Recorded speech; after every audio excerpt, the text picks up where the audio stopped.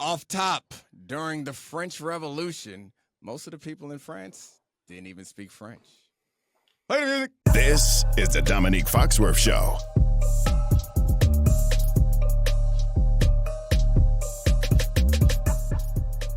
Welcome to the Domonique Foxworth Show.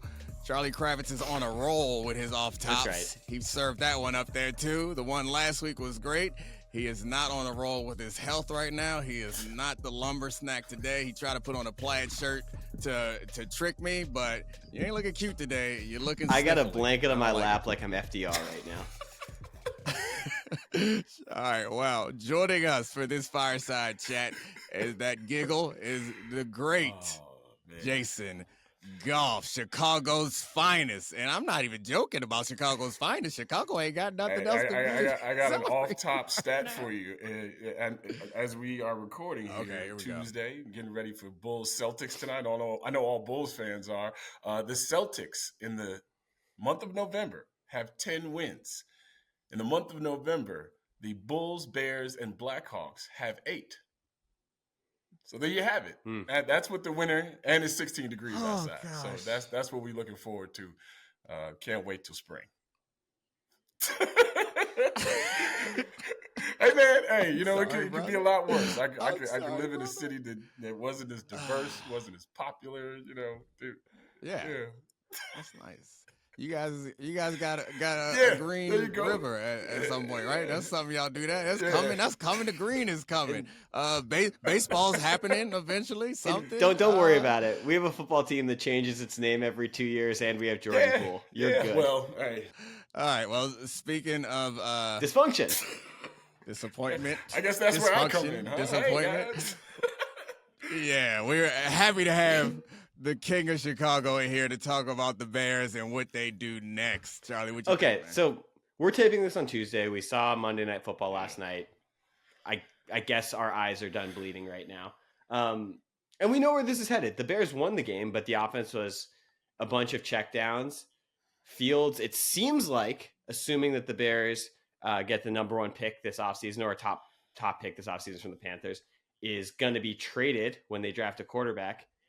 And rather than just digging in on what should they do with Justin Fields, I think the more interesting conversation is, was there ever a world where this could have worked, where the Bears could have kept Justin Fields as their long-term solution at quarterback? If we're thinking of a world where there aren't cross purposes and a bunch of different dynamics at play like there always is in these NFL front offices, then maybe. Right? Like you saw what Matt Nagy couldn't do with Mitchell Trubisky. You think to yourself, all right, you get another quarterback who's a little bit more mobile, got a better arms, got more tape. The development, we understood 3-4 years ago what the problem was and how you should go about curating that kind of talent. But from the moment that Justin Fields has entered this situation, we've been asking questions about who was going to coach him, what was around him, what his consistent level of play is. 12 weeks into his third season, I don't still know if he has autonomy to audible out of things. Right? Like we're talking about slide protections, and Louis Riddick is pointing it out on Twitter, and he's watching from the same vantage point that I am. So what is he seeing, and what are some of these other NFL types seeing that maybe Luke Getsy and Matt Eberflus aren't seeing? Like we saw the rollout for Tyson Bagent, and we heard the broadcast be extra Tyson Bagent-y, right? And then you think to yourself, wait a minute. Like someone tweeted to me, Minnesota goes into their meetings telling everyone that Josh Dobbs is the smartest man on earth and he's an astronaut and we love him and we couldn't wait to grab him up after Arizona discarded him. And the Bears go into there, it's like, hey, but he ain't no Tyson Bagent. he can't. He holds the ball a little long. You can't read the defense. I hate it because the what ifs in this city keep piling up time and time again. And I'm sorry, man, all these guys can't come pre-bad at this position. It has to be an organizational and institutional failure. And I'm just glad my DVR recorded it on ESPN Deportes last night. Shout out to Rebecca Lander and, of course, Sergio Dip, John Sutcliffe, and the gang. It made it that much more entertaining to watch 46% of Justin Fields' passes come at the line of scrimmage or behind the line of scrimmage yesterday. That's not NFL football, y'all. It's not. It's not. It's not. He so yeah. Yeah. I'm trying my best to, and so You like tell I me, got Dominique, like no. Seriously, I was looking forward to talking to you about this. You tell me what you see that maybe the people who don't believe in Justin Fields aren't seeing, because he gives you enough moments where you're like, that's in ball security, or you got to hit that throw, or that's a murder rock that you're getting Darnell Mooney killed with. But then he does things where you're like, if that is what the prodigy or the pupil is, then maybe get the substitute teachers out the classroom. It reminds me somewhat of a lot of big arm quarterbacks back in the day that have the ability to do things that are so impressive that you believe in them going forward. So I'm trying to separate Justin Fields from the coaching staff and the talent that surrounds him, which isn't as bad as it once was. Like, they've come around. Defensively, they're much better. Obviously, they added a receiver and DJ Moore, Go Terps, who's a monster. I will say that there's no argument for, or there is an argument on both sides of this, which I rarely say. But in this case, he holds on the ball too long. And I watch the games, and from the TV copy, I'm like, all right, nobody open. You give my man some answers. And then I turn on the all 22, and I'm like, hey, you got to take these multiple choices, because the long answers at the end, you know, when you got to write your own paragraph, you can't those. So you better take these multiple choices and check it down, and maybe you'll get lucky. You got a 25% chance. Just go ahead and check it down. A through D, check it down. Or make a throw into a window that's there. The windows are there. And so I will say that Luke Getsy is not doing enough to help him out, but he ain't doing enough to help out Luke or anybody else. And so the thing for him, that the conclusion I've kind of come to, and the sad part is I just talked about this on Mina's show. So if you listen to that already, you can hit the 15-second skip, because I'm going to say exactly. Turn off Mina's show, come to ours. Yeah. No. And if you listen to both, there we go. Congratulations. Mina's going to be a guest. Now go ahead, Dominique. Yeah. You're welcome. And also check out Jason Goff. Anyway, everybody got a show. No, that's coming. Except for Charlie. Charlie just works with me. All right, so the quarterback development, and if you listen to the show, you heard me talk about it a bunch of times. It's about taking pressure off the quarterback, not asking them to do too much. And that is what we see. The problem is, even with Josh Allen, is they ask him to do a little too much. But he developed. It took him some time, but he eventually developed. The thing with Justin Fields that is concerning is I can't think of any quarterback that went to another location after being highly drafted and went and had success.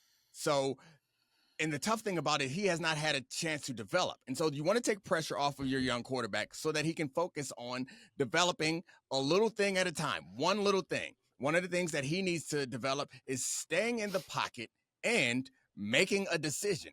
So if you are going to try to extend the play, more power to you. Do that on third down.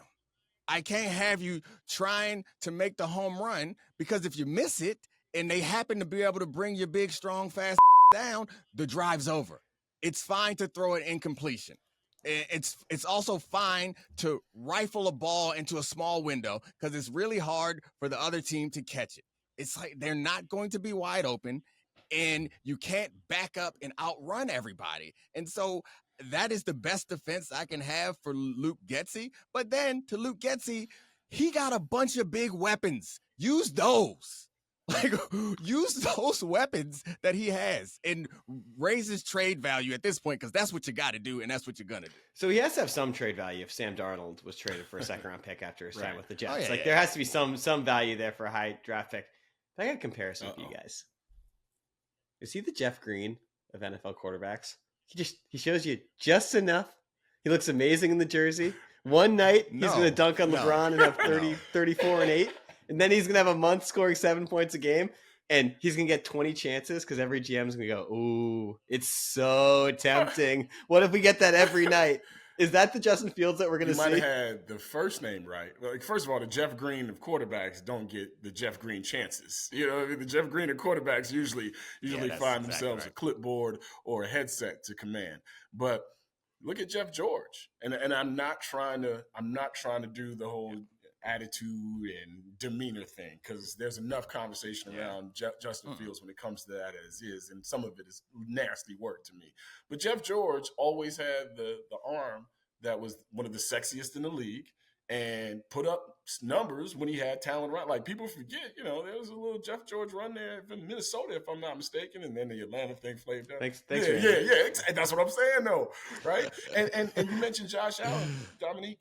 You know, what if, and maybe I'm just getting all the way on the other side of this now, but what if his Stephon Diggs is Ben Johnson? Like, what if his Stephon Diggs is a front office that isn't cluttered with confusion, shall we say? Like, who's really making the moves and who's really making the decisions? So don't get me wrong. If I have to blame somebody, I'm blaming them. I'm not blaming Justin. I was going to Fields. ask that, but that doesn't change. That doesn't change we're here. I think that it's going to be very hard for Justin Fields to turn this into a great Pro Bowl level career anywhere else. You look around the league, there aren't a lot of places that I think in Arizona, Atlanta's the one that comes up most Seattle often. too. You look at any other place, and for the same reason why the Bears are going to pass on him is he's getting close to the time where you're going to have to pay him. And if he's your starting quarterback, you're going to have to pay him starting quarterback money. You can try to pull some Daniel Jones 2 years stuff, but at some point, you're going to have to pay him some real quarterback money. So that's the point to me, is I don't think he's not good enough, but I do think there's a chance that it's too late.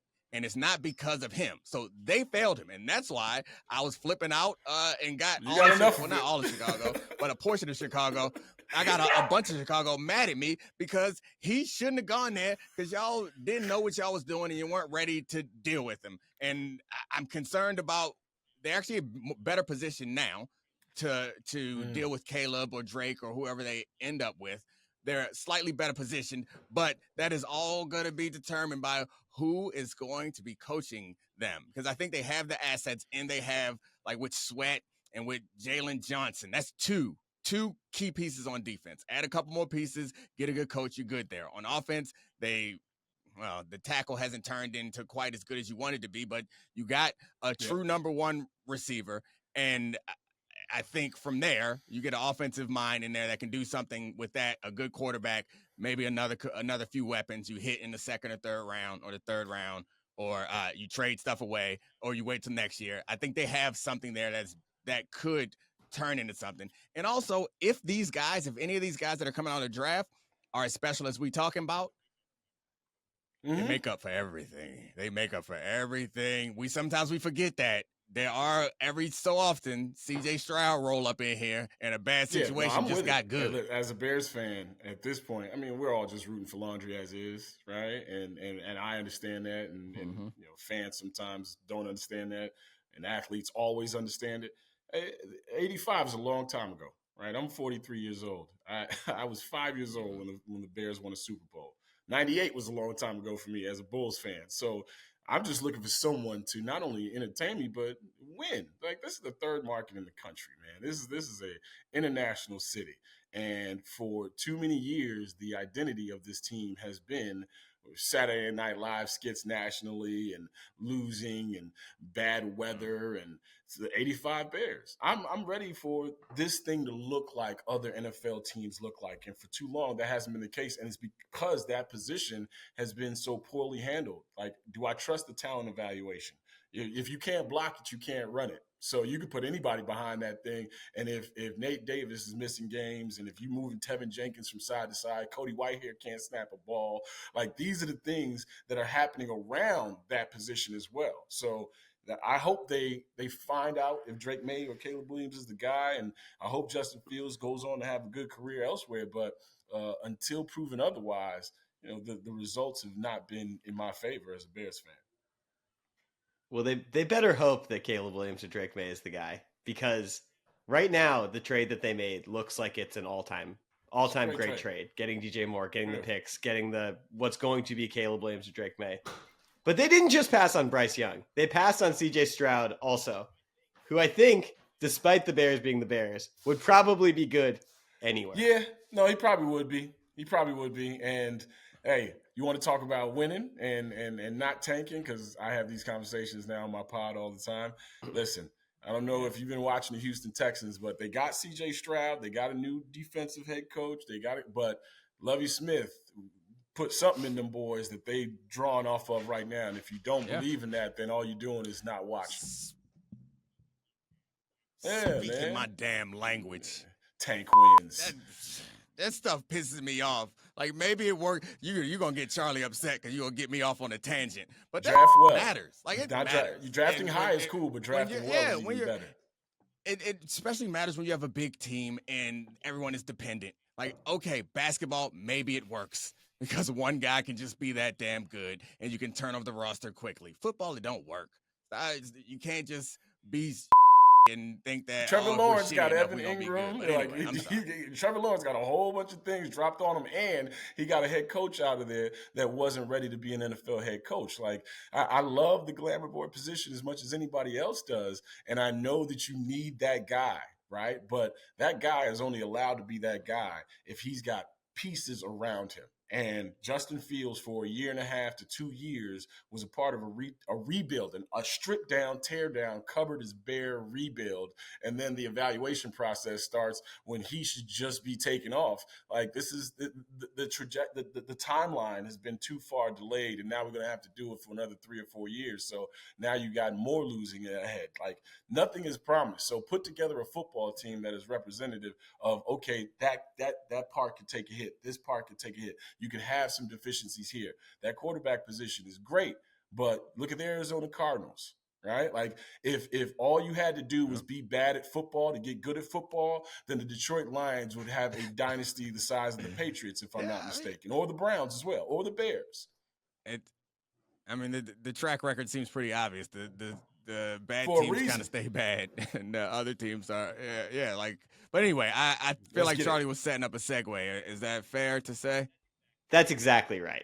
It's time to talk about, let's talk about an organization that's going to make you feel great, Jason, because that's the Panthers. That's the team that's giving you a number one pick. And we're Commanders fans. I'm a Commanders fan. You're a Bears fan. I can't say Dominique's a Commanders fan. He's not. There's a new bottom. There is a new bottom, and it's the Panthers. So let's go through a couple things here. The Panthers traded the pick that's going to be Caleb Williams or Drake May, DJ Moore, Jalen Carter, Tank Dell, and a 2025 second-round pick for the right to select Bryce Young over CJ Stroud. In the short tenure of David Tepper, I want to read you some of the decisions that he's made. He's hired Matt Rule for 7 years, $62 million. He traded Christian McCaffrey, who is one of the best offensive weapons in the NFL. He got rid of their new practice facility. He didn't trade Brian Burns to the Rams for multiple first-round picks. He fired Steve Wilkes. He hired and fired Frank Reich and a huge coaching staff. And he traded the top of the 2023 draft. So I want to ask you guys, is David Tepper the worst owner in the NFL? Is he bad enough that the Panthers cannot win with him? Dominique? It's hard to argue that anybody's worse. They cannot win with him. I don't know if I would go that far. Maybe he will learn and change is the hope, that he will learn from this pain. I think often you have this situation where people who've had success elsewhere, and it's not just in sports, I'm guilty of this in many walks of life, where it's like, I'm good at this. I'm good. I'm smart. I'll come over there and figure that out. If my previous stay, I had made billions of dollars, I would be like, oh yeah, I look over at this football. Come on. Damn dummies. I can figure it out. Let me at him. And I could understand. But the question is, will he learn from that? And he hasn't seemed to learn from any of his mistakes. And the biggest thing that I think that he can do, the easiest step he could take, hire you a PR consultant. That he is awful at talking to people who have microphones and cameras. Today, to me, he did faux accountability. And as Charlie will tell you, what's the motto of this show? Accountability plays in the locker room. And in life. Damn right. We want legitimate accountability. Yeah. have these conversations. Yeah. In the locker room and in life. And like, there's a difference between legitimate accountability and faux accountability. And I feel like Jason Goff right now on his show, because I'm going off on a one-man rant. ISO. So there is a difference between that. And he got up here. I don't know if we can play the sound or if people have heard it, but essentially the rumors around some of the rumors around this organization was that he forced the Frank Reich to draft Bryce Young because of a dinner. That was of a dinner. Yeah, because of a dinner. Right. And so he went up there and got into the press conference and tried to dispel those rumors while also ending with full accountability and saying, like, essentially throwing other people under the bus. So he needs somebody with him. And what you need to do, Charlie, you know this about me. This frustrates me when people don't know how to behave. When leaders, part of your job, when you're a leader, is a big part of your job. It's one of the few things that you cannot like delegate. Yep. Is being the face of an organization and answering questions.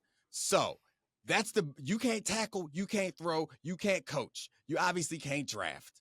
The one thing you can do is make this place look like a serious outfit, okay? And look like someone who's in charge, we can trust them. And so I say that to say, it's very simple. When I just thought of this morning after I heard those quotes, I would like to be David Tepper's PR consultant. He can pay me $10 because I'm going to give him all the advice that he needs right now. Before you go in front of anyone with a microphone or a pad, ask yourself a couple of questions.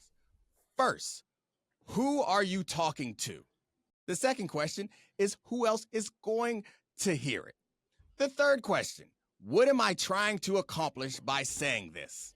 Okay? And then the next question, will this be effective or will it cause more problems? The final question, does any of this matter? Maybe that should be the first question. We'll switch it up. Start with, does any of this matter? Because what he hopped up there to do was to try to dispel this rumor. Does it matter? No. Don't say it. Who are you talking to? He's talking to the social media or the sports media people on social media. Do they matter? No, not in this case. And the final one is this going to be effective? No. You're never going to be able to talk your way out of this. Let this die. Let this die down. And then do an off-the-record interview where you are legitimately accountable and you are also contrite. I got into this league thinking I could be smarter than everyone else. I was wrong. I am going to do things differently. I am going to hire this person to help me understand that I was doing things wrong. And we are going to become a first-class organization because I recognize that I need some help. That's the message that you give them. They sit on that message until you have some success. That's the only way out of this hole. You can't like coerce people into believing. It's just so arrogant to think that if I get behind this microphone and tell them what happened, they're going to. So what does he think's going to happen? That tomorrow morning people going to wake up and be like, damn, Frank Reich was wrong all along. You smart David Tepper. No, Doc, listen. Sorry. Listen, no, it just bothers me. It just bothers me because it's so arrogant. I need, by the way, that 5 or 6 step faux accountability versus legitimate accountability. I need that. I need that for whatever next conversation I need to be in. One, Jim Irsay is thanking his lucky stars right now that David Tepper is a part of that brotherhood that is known as the NFL owners, and also Carolina fans are coming off of Jerry Richardson. Yep. There is no bigger layup in terms of goodwill, in terms of, hey, I had to tear this all down and we had to suck. If you tell Dominique's noted enemy, Jerry Richardson. Well, he's an enemy of a lot of things, probably. Yeah. I can't wait for him. I shared one with you at the top of this thing. I can't wait to hear these. No, seriously though, man. Yes. You can't. There are certain things that you just can't possibly mess up unless you are inept at people skills. And when it comes down to a Miami-based hedge fund manager, the meetings and things that you have been coordinating and been around probably aren't like the things that you have to engage in when it comes to the media who owes you no fealty. I've seen it for 20 years where guys and girls alike go in front of them podiums and think that they're going to outsmart the people that are talking. And when you have a well-assembled press corps and not just people throwing microphones and recorders in people's faces, they pick up on it and they go, okay, after that question, I'm going to ask you this. Because all this thing is, and shout out to my man Casey Johnson, who's been covering the Bulls for 30 years in this city. All this thing is, the first time I showed up at the Berto Center, he told me straight up, hey, man, 85% of this thing is just being around and watching and seeing how people move when the questions aren't being asked, and seeing how people operate, seeing how people treat people, seeing how hard people work. And then the next 15% is about the games or breaking news, whatever the case may be. Your work is right there for you. All the coaching hires, all the bumbled mistakes in terms of transactions. And now you throw a Molotov at the number one pick in the draft, who is sitting there waiting to see some kind of breath of fresh air, and his owner can't even throw him the life raft. Like, I don't know. Well, that's the thing that's so fascinating about this. And because we got the little leak today that Greg Olson could be interested in the Panthers job. But I really want to know how appealing that job is, because Tepper's gone through 2 coaches in 2 years. He traded up and emptied their draft cabinet a little bit to draft Bryce Young, who, whether it's the situation of the quarterback right now, does not look like there's the answer. And he gave the little nugget there that he might be okay pulling in Arizona and drafting another quarterback in the first round in coming years. He's not sold on this guy. How appealing is the job? How appealing is it to go work for? There are only 32 of these jobs, but to go work for the Panthers. Yeah, it's an incredibly appealing job if you're trying to cash out. That's it. Anybody with options is not taking that. Anybody who, and so you could make the Sean McVay move. Like, that's the best thing to do, is if you think that's your best chance of getting like someone that could be great, is you have to hire them 2 years before they're supposed to be hired, or 4 years before they're supposed to be hired, which obviously the league is not afraid to do. Shout out to my homeboy Jeff Saturday, because he got hired 20 years before he was supposed to be hired, and that's fine. Shout out to Greg Olson for also cashing in that white chip. I'm not going to be mad at you. Cash it in and get that money. I'm not going to begrudge you. Am I going to take some shots at David Tepper if he do that foolishness? By all means. But I'm going to high-five Greg Olson for getting that money while he can. The thing about that situation is, why would you? If you could do anything else, why would you? If you think that your future is being, and maybe it's a hard decision for some people to make, but if you think that you could be a great NFL head coach, that ain't the job you want. Why you want that stain on your resume? Just bide your time. The people who would take it are guys who think that they wouldn't have an opportunity. And as we've seen in the history of this league, that's a black job. That's who they going to get that job to. Congratulations to somebody who is a black coach right now. You got Brian Flores, you're up again. They about to bring you down there to try to tank behind your back, because these are the jobs that the black coaches get. That's what happened with Lovie Smith. Yeah. And he ended up winning with them. It's a thing that happens routinely. It's not what the history. Well, can I name one brother? Sorry, not last thing I say. I'll say a lot more. What if David Tepper swings for the fences and goes out to Boulder, Colorado, and says, you know what, skip all this nonsense. Come on to the NFL where you belong, and bring Shiloh and Shador and all the boys, and we can party in Charlotte till the sun come up. Come on now. I would love it as entertainment, but it's no way that is anything but a nuclear reaction in that poor city. Belichick, Harbaugh. Other thing that. Yeah, I don't know if Bill Belichick wants it. Like, this the vacation tour after New England. Yeah, I don't know if he wants to do that. Harbaugh and Tepper going at each other sounds incredibly fun. Grappling so for those brass don't testicles. ever. I forgot about that. All right, I got a lot to say. I had the Jerry Richardson stuff that I got to get to. All right, David Tepper, as I mentioned, you need somebody with you. You can't have media around where you're walking out of the locker room letting off F-bombs. That's another, just obvious. Don't do that. Have some self-control. It's stupid. the thing about Jerry Richardson, I wanted to say, I'm pretty tight-lipped about a bunch of the things that I've seen because some things are off the record. But Gene Upshaw is no longer with us. Neither is Jerry Richardson. So I can tell you this story. Jerry Richardson, before I was president of the union, I was on executive committee, would hang out with Gene and all those guys a bunch and get to know. Gene was the executive director of the union, former Hall of Fame defensive lineman for the Raiders. He told me one time that he went down to Carolina to meet with Jerry Richardson. After he was done the meeting with Jerry Richardson, Jerry decided that he would take Gene back to the airport. And Jerry, who I believe at the time owned a bunch of Bojangles franchises, stopped Gene Upshaw, according to Gene Upshaw, at the Bojangles and said something to the effect of, I know you like this. You can have as much as you want, whatever you like. That's the end of that story. Hey, what black man's gonna turn down chicken? Huh? That's free fried chicken.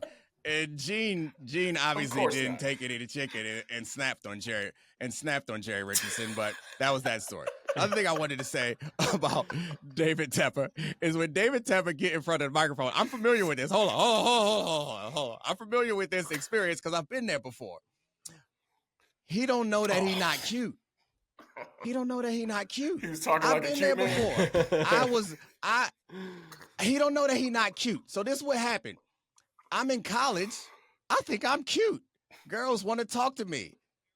It's because I'm wearing my team issue sweatshirt with the number 6 on the side, and I balled out on Saturday. Domonique, you not cute. You bald. And David Tepper don't realize that in his previous line of work that he had enough success that he was cute. Gotcha. And he could walk into a meeting or a room full of people and he could talk them into believing, or at least they would pretend like they believe the that he said. You get up there now, you ain't cute. You better put on your team issue sweatshirt with the number 6 on the side. What's up, this Joe? is like, he might have been like patient before in how he made his money, but this is like sort of who he was the entire time. There's the story of him not getting promoted at Goldman Sachs because of his personality. So he bought that guy's house in the Hamptons who didn't promote him, demolished it, and built a new one. Just so he could say that he could. He's kind of always been exactly this. Oh, I don't disagree with it, but I think that you can tell that he's not being that guy in the press conference. I can see really? that person. I think he's being the exact guy. No, not in the press conference today. He's out there explaining himself. The guy who buys your house and demolishes it. Or he calls the press conference and never won. shows up. You know what I mean? Like, that's what that dude does. Yeah.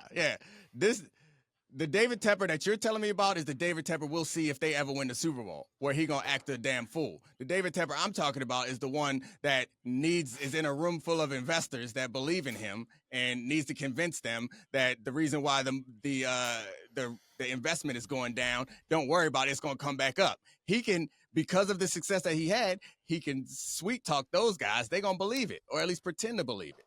And what he don't understand is he thought that was because he was sweet talking, not because he had some level of credibility and some level of fealty from those people in those rooms. He walk into these rooms, we are looking for you to fail. Like, it's just the way that it works, especially coming off of these hires. We're looking for reasons to make fun of you. Yeah. You're not going to talk us out of it. There's nothing you can say. You need to step up and say, I sucked. It's on me. We gonna get better. And you got no customer history, right? Like, you've got nothing with your customer, no relationship where it's like, all right, the steak last week wasn't very good, but I've gone here several different times, and this was just a bad day for them. Yeah. He's had several bad days in a row. You're looking at a number 1 pick who people might think now might trend towards bust.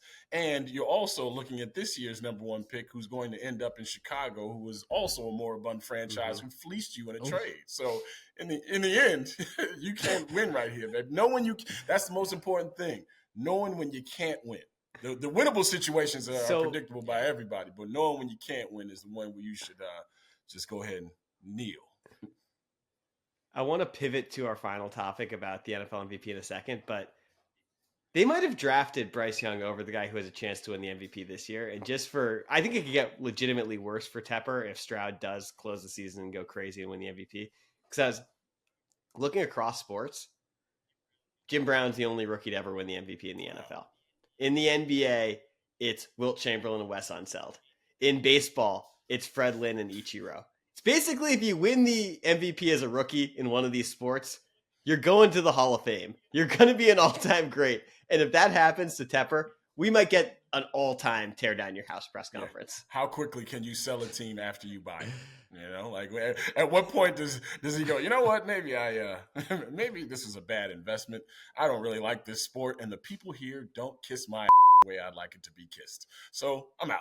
Yeah, the Bryce Young, or excuse me, the CJ Stroud MVP conversation would have been a whole bunch realer if he could have pulled off this game, but pulled off that last win against the Jags. But he has a realistic chance, and the real reason why he has a realistic chance, I hate to hate on him, but it's so rare that a non-quarterback can win.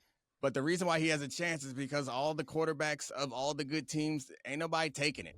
Dak Prescott is the closest you could argue to taking control of it right now. But if they come up short in some of these big games, I think it's his to lose probably. In my view, I don't think that the bar moves for different players. And the bar for Mahomes is higher now because he's Mahomes. And the bar for Hurts is higher because of how good that team was last year. So we're looking at him now like, you're not that's the interesting thing, because I think right now, the conversation I want to get into with you guys is I kind of think that the concept of the NFL MVP in a year like this where there's not a Mahomes season, it's kind of broken because Jalen Hurts is now the current front runner over Prescott, even though he has 10 rushing touchdowns. 8 of them are on 1-yard rushes on tush pushes.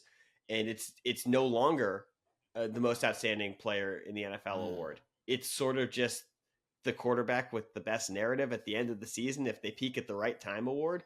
And I kind of think that sucks. And I think that we should rethink that. I mean, what do you guys think about that? Do you still value the award the same way? You know, the NFL MVP has always been something for me where it's like, I value it after I learn it. Like during the season, I try to figure out who the season is about. And I think Cam Newton's MVP was the last time I was like, man, this dude is the gleam of the season. Like everything was about him. Everything surrounded him. You were trying to figure out how you could watch Cam play. And Rodney Harrison had that Sunday Night Football rant that was famous where he was shooting down Cam Newton. Like that's the last time for me. Now, like you mentioned, is, you know, who's the offensive player of the year? Who's the defensive player of the year? The MVP now is just a quarterback award. And in this year, like you mentioned, I mean, you know, is Fred Warner more valuable than Brock Purdy? I'd say yes, right? But the San Francisco 49ers is sitting there with that point differential and giving up the fewest points in the game. You don't think of Fred Warner. You don't think of Nick Bosa. And is Kansas City's wide receivers going to add to Patrick Mahomes' MVP candidacy? Of course it is, right? You just need him to get that 12, 13 win mark so you can be like, hey, look, he's still premium with lesser guys out there. So if it's not a quarterback award this year, then let's get crazy and give it to, you know, Christian McCaffrey or give it to, you know, Myles Garrett or something like that. Like give it to somebody. Give it to somebody who if you look at their team and you took that person off that team, how far would they drop? Obviously, Dak Prescott, you know, the quarterback to backup quarterback conversation is always going to be the most sizable drop. So that's where it plays in. But this year, it's not that thrilling. Yeah, it's not that thrilling, but I do think that it exposed, if we talk about like how analytics has kind of made basketball a little different. And I think this year basketball there are probably more unique styles of play in basketball than it has been in a while. But like it's threes and layups and free throws, right? And it's made it kind of boring. Yeah. And you say the same thing about baseball. It's home runs and strikeouts. Analytics has made it boring. It hasn't really ruined football except here. I kind of think that this is where the combination of stats and narratives and records. You have to break a record if you want to win the MVP as a non-quarterback. And these stupid arbitrary records. Right. And I mean, I know you want to talk about JJ Watt's season at some point. I know that's all you want to get to because he did something amazing, but I'll tee you up to talk about that because maybe it's not about that award. They need another one that's like most outstanding player or something that is more arbitrary, I guess. Well, not arbitrary, but more subjective. Because the problem with the most valuable player is, by definition, if we're talking about value, it's always going to be the quarterback. but I don't think that that's the award that matters. I think the award that matters should be like the protagonist of the season, like the guy whose story is the one that we want to remember, because that's the value of an MVP award, is that I can look back and see, oh my gosh, Adrian Peterson got 2,000 yards. That matters. And I like to have those markers, whereas now there's nothing about this season that I want to remember about any of these quarterbacks. However, Tyreek Hill going for 2,000. Yeah. Tyreek Hill, period. I don't think he needs the 2,000. Like him and McCaffrey. Right. So, Jason, we talked about this a lot. I think McCaffrey and Tyreek have been the two most outstanding players I've seen this season. And the McCaffrey one, Myles Garrett too, but guys who score touchdowns. I mean, those are the guys. The important who, guys. Guys who score fantasy points for us. But those are the guys that would have won the award back in the day. You know, McCaffrey, since that trade, he's basically turned San Francisco into the best offense in the NFL. And if we're not going to put Purdy high in the MVP race, it has to be McCaffrey, in my opinion. He's just been that awesome. But I want to give you a list of the last non-quarterback winners of the award. Adrian Peterson in 2012, LaDainian Tomlinson in 2006, Sean Alexander 2005, Marshall Faulk 2000, Terrell Davis 1998, Barry Sanders and Brett Favre split it in 1997, Emmitt Smith in 93, Thurman Thomas in 91. There used to be a lot of running backs that can win the award. And to your point, Domonique, the analytics, the running backs don't matter nerds have made it that if we're just going to view it as a flat value proposition, the MVP is sort of dead and defunct and useless, because that's how you get the seasons where someone like Matt Ryan, who's just operating a Kyle Shanahan system, wins the MVP, because we've decided that's more valuable than this freakish running back or receiver or whoever who's dominating the game. And that's lame. Who's to say that Christian McCaffrey's not going to win? Yeah, I mean, that's right. Like, especially in a year like this, this is a layup year for a Tyreek Hill or a Christian McCaffrey, because you don't have the cover boards. Like Aaron Rodgers is out, right? Like you're not watching Patrick Mahomes throw for 5,500 yards. Josh Allen is doing everything in his, in his repertoire, and they're 6-6 right now. Like, if you look at Josh Allen's last few weeks, and you're like, wait a minute, man, this dude is doing everything for them. They don't even have a running back that gets more than 6 or 7, 8 carries, touches, that is. So, like, what are we really talking about here? This is the year, if any. Like I said, there's a reason why the Browns are the Browns. And it ain't because of that offense. It's because that defense and what Myles Garrett allows for everybody else. On the other 10 players on that field get busy because of what he commands. So most valuable, like the thing that's most valuable to you, well, if you take that thing out of here, the Browns run around with P.J. Walker, right? And they're 7-4, if I'm not mistaken. So who's more valuable than him right now? When Aaron Donald was kicking everybody's a couple of years ago, who was more valuable than him? Did Matt Stafford all of a sudden become super dope? Did Odell Beckham Jr., while hurt, become the greatest wide receiver in the world? Did Sean McVay become better at calling plays? No, he had a game record who closed games out like Mariano Rivera. So, give it to the people who, like I said, the theme of the season. I think that should be for every MVP. Yeah. Right. Season protagonist. All right, we'll close this out while giving Charlie the opportunity that I know he wants, is to tell us how J.J. Watt was robbed of the MVP. Here we go. Give me them numbers, man. Give me them numbers. It is crazy. So, Jason, I don't know how aware of you are of this, of the 2014 season. He finished second in MVP voting behind Aaron Rodgers, who had a very good Aaron Rodgers season, the 38 touchdown, 6 interception Aaron Rodgers classic. But that was a season that J.J. Watt had 20.5 sacks, a pick 6, recovered 5 fumbles, took one of those to the house, and caught 3 touchdowns as the tight end, while also having 10 passes defense, because that was his J.J. Swat era when he was knocking down passes, was near the top of the league at that point. And we did not give him the NFL MVP because that was the beginning of the hyper-efficient quarterback era. I'm with you. Like, that season needs to be remembered. No disrespect, Aaron Rodgers, but that season was not nearly as outstanding as J.J. Watt's season was. I think it's right in line with the way the world is supposed to operate, because you give J.J. Watt that MVP, and then lovable, square-faced, muscle heads like him will be running around thinking they're a lot more cool than they are. That's part of J.J. Watt's, like, allure, is that he's like a homespun kind of lovable, like, hey, there's my next-door neighbor, and he's also kicking the hell out of your left tackle for 3 hours. Like, nah, we can't up those. Next thing you know, JJ coming out here with a do-rag. You feel me? Right. This is the next right. JJ Watt evolution crawl of JJ Watt so that Max Crosby could run. You feel me? I think that's what it is. I can't imagine any player in the league that'd be more upset that you say he was like Right. JJ Watt than Max 2X Crosby. Hey. He would be so offended. Offended. Can I tell you something that's going to really upset you guys?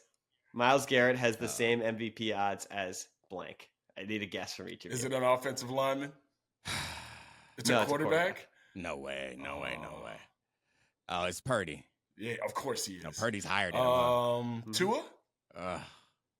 Josh Dobbs. All right, I'm out. Yep. That'll do it. It's a wrap. Not the Pastronaut. That's horrible. You people are terrible. And when we say people, we're I would talking say about thank Charlie, you to right? you, Just Charlie. make but- sure, yeah. We've been towing the line all pod. Everyone who contributed to this quarterback-centric world where the Pastronaut can be slightly above average for a couple of weeks for a couple of different teams and somehow be on the As same this generation's plane Bruce Smith. as That's Myles what we're Garrett. talking about. My God, that impossible human being, Myles. Anyway, Charlie, with the exception of the way you close the show, thank you today. Jason Goff, I appreciate you, brother. Everybody check out the Full Go podcast where Jason Goff will give you great content and lots of laughs. Also, thank you to the rest of the producers, Brian, Kevin, Serafina, Megan, and Tez. We out. This is the Domonique Foxworth Show.